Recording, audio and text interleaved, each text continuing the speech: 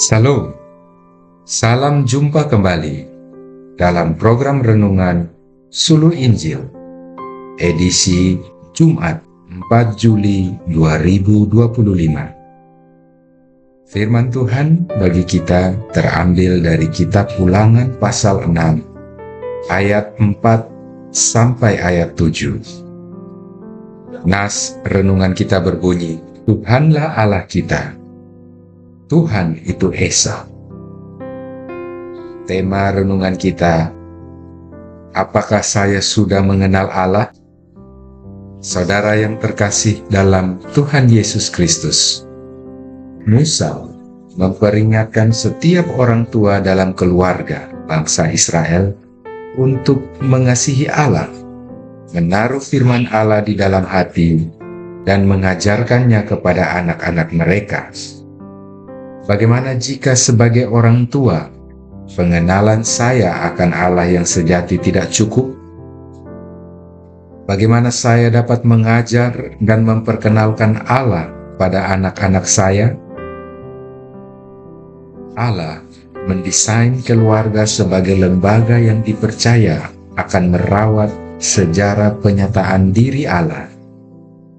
Keluargalah yang menjamin satu generasi dengan generasi berikutnya tetap saling terhubung melalui hubungan orang tua dan anak. Ada kalanya anak-anak mengajukan pertanyaan yang sulit. Bagaimana jika orang tua merasa tidak cukup pengetahuan dan tidak cakap mengajarkan firman Tuhan? Ini tidak berarti orang tua berhenti mengajarkan tentang Allah dan firman-Nya kepada anak-anak. Tidak ada kata terlambat bagi para orang tua untuk tetap belajar. Allah yang memberi perintah, maka Ia pasti akan menolong dan menyertai. Sebagaimana amanat agung Yesus, Aku akan menyertai kamu senantiasa sampai kepada akhir zaman. Jadilah orang tua yang mau belajar.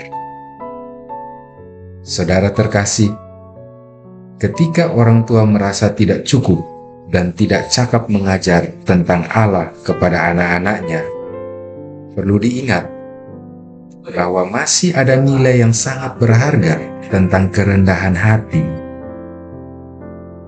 Ketika orang tua mengakui ketidaktahuannya dan mau belajar bersama anak-anaknya untuk menemukan jawaban di dalam firman Tuhan, maka anak belajar mengenal Allah melalui kerendahan hati orang tuanya yang mau belajar.